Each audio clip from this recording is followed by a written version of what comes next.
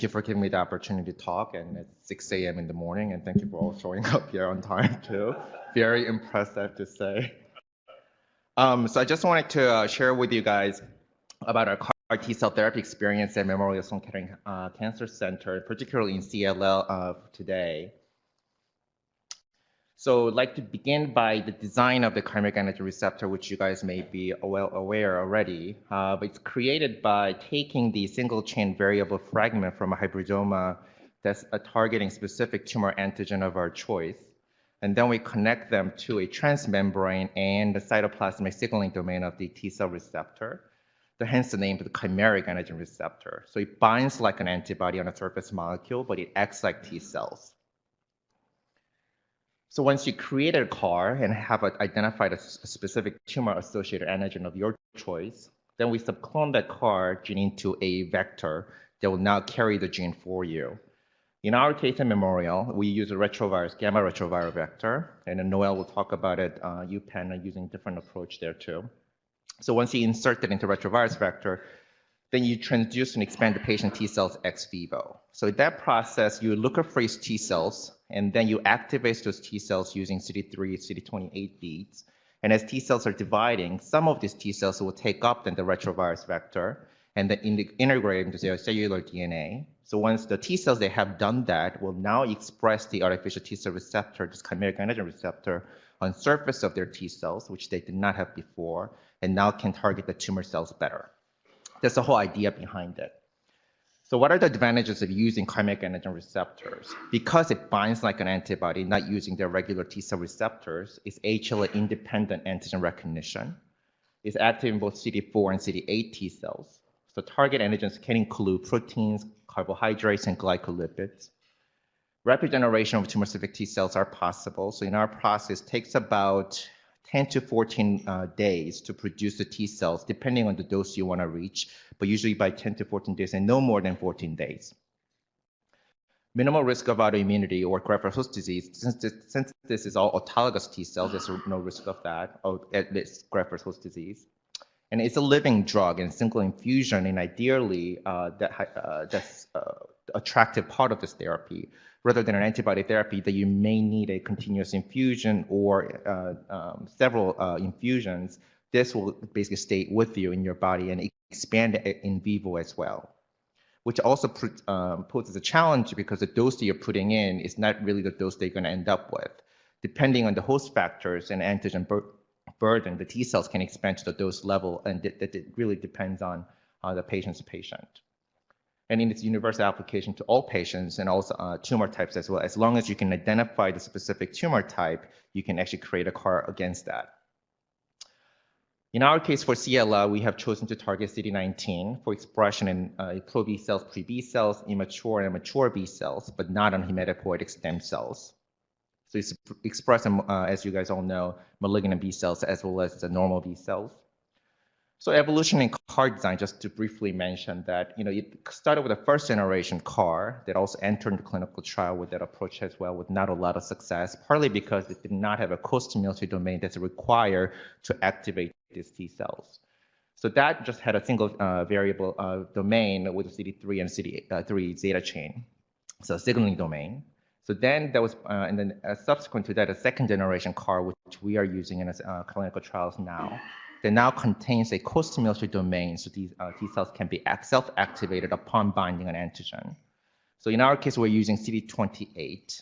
The other centers have used the other co-stimulatory molecules such as 4-1BB or OX40.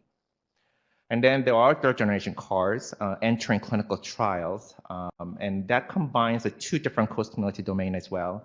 So CD28 plus 4-1BB or OX40 or any combination of those to enhance the activity of the T cells, which we'll talk briefly at the end.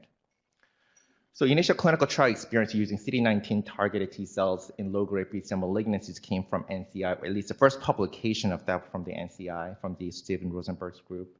So the first patient was a patient with a relapsed follicular non-Hodgkin lymphoma and had undergone previous many therapies before.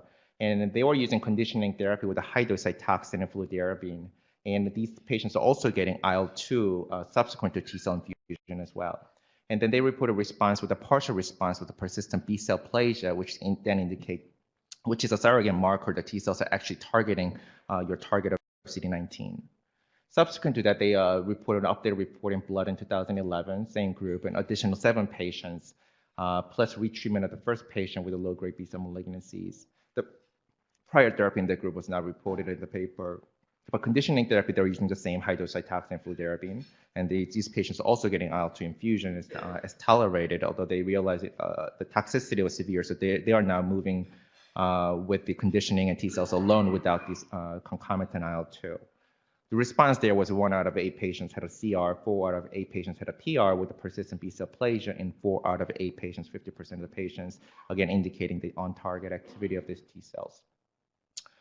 So we have opened in 2006 our first clinical trial using phase 1 at that time, and we're now in the phase 2A portion of trial for the treatment of relapsed CLL, when we recently added indolent B-cell lymphomas as eligibility criteria using autologous T cells genetically targeted to the B-cell specific antigen CD19. So the clinical trial treatment schema briefly is anybody with a relapse or refractory CLL or any CD19 expressing indolent B-cell lymphomas will be eligible for the trial, and they'll undergo leukapheresis to collect the T cells.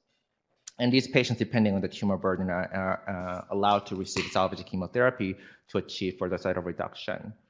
And then they'll receive the conditioning chemotherapy, and I'll talk briefly about that. I just mentioned the fludarabine and Cytoxan that are using an NCI. We were using Cytoxan initially, and then now we have allowed investigator choice, making a little bit more broad, partly based on also experience that observed at UPenn as well.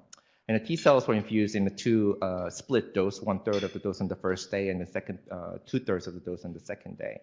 This was dose escalation study, so we studied with the 30 million CAR T cells per kilogram per patient in a dose level 1, and then we are now at dose level 3, which is 30 million CAR T cells per kilogram. So we published our initial experience in 2011 in Blood of 8 patients that were treated with this approach.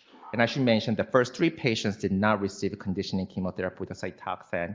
You know, when we opened this clinical trial, we actually did not realize how important the conditioning therapy is to enable these T cells to persist in the sort of quote-unquote engraft. And then we went back to the lab when we saw no efficacy of these first 3 patients who received the T cells alone without the conditioning therapy. In our laboratory syngeneic mouse model, that we realized that Cytoxan was actually necessary for these T cells to work. So we have subsequently modified the protocol to allow Cytoxan, and the Cytoxan was chosen based on preclinical experience in our mouse model as well, and other data that's supporting the use of Cytoxan as a conditioning chemotherapy. And then we have treated 5 additional patients since then. And these are it's hard to read and it's small, it's just to kind of list, these are high-risk patients, had a previous chemotherapies, multiple rounds of different chemotherapies, and all had a bulky lymphadenopathy patients as well. And we are beginning to see some activity, so nothing, not durable, but lasting anywhere between 5 to 6 months. So there was a beginning of a sign that T cells were actually active. So this was the CT scan that was included in the paper as well of 1 patient who received the conditioning chemotherapy who had a lymphadenopathy, not huge, but about 3 to 4 centimeter lymphadenopathy that had a regression, although not completely gone at 3 months of conditioning chemotherapy. So I mean, 3 months of T cell therapy. This was actually the first sign that T cells were actually active in our patients. So since then, we have treated 7 additional patients since the report of their first paper. And these are, again, high-risk patients. So we have 2 patients with deletion 17p, 2 patients with a complex karyotype, and 2 patients who had a history of Richter's transformation, but just have a persistent CLL at this point. So just to clarify, the patients with the active Richter's transformation was not eligible for the study, but the 2 patients who had a history of Richter's transformation were eligible for this study as well.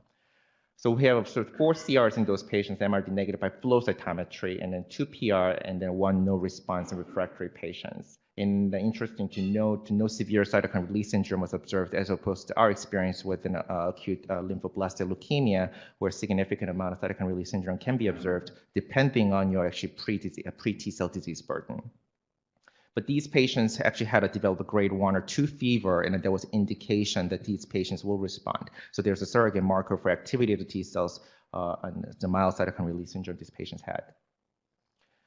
So one of the, when we designed the first clinical trial, the bulky lymphadenopathy, one of our hypotheses why these T cells were not as active was that, is that something with the hostile tumor microenvironment in the bulky lymph node that's preventing from these T cells to kind of work well. So in order to test hypothesis, maybe it's a disease burden in itself, which is too much for these T cells to be activated or engulfed by or not active within that environment. So what if we treat patients with a little disease burden? So we then opened the clinical trial, the phase 1 clinical trial with a consolidation therapy with the autologous CAR CD19 targeted CAR T cells in patients who received the frontline chemotherapy but had a residual disease following that. So we opened the trial in 2011. So its eligibility criteria include previous untreated CLL with high-risk disease features defined by unmutated immunoglobulin heavy chain gene, deletion 11q, or deletion 17p. At our center, we're using PCR as a frontline therapy. We had a clinical trial open to that as well. So we wanted to compare to our historical cohort. That's the reason of choosing PCR for this patient as well. So patients who received PCR and achieved MRD positive CR or PR were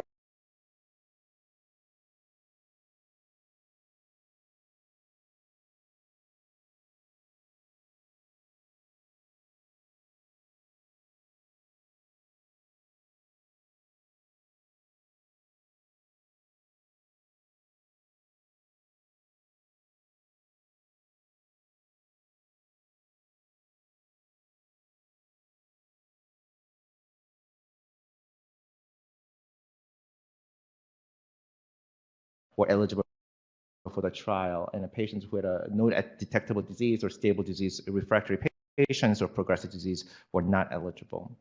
So chemosensitive patient populations then underwent the leukapheresis and then subsequently received the T-cell infusion. This was again dose escalation study. We set a lower dose since this is a less disease burden and then relatively untreated patient population. So 30 million CAR T cells per kilogram was the starting dose, and we are now at the dose level 3. And no DLT has been observed in these patients. So I presented this data in the ASH 2000, the last year at ASH.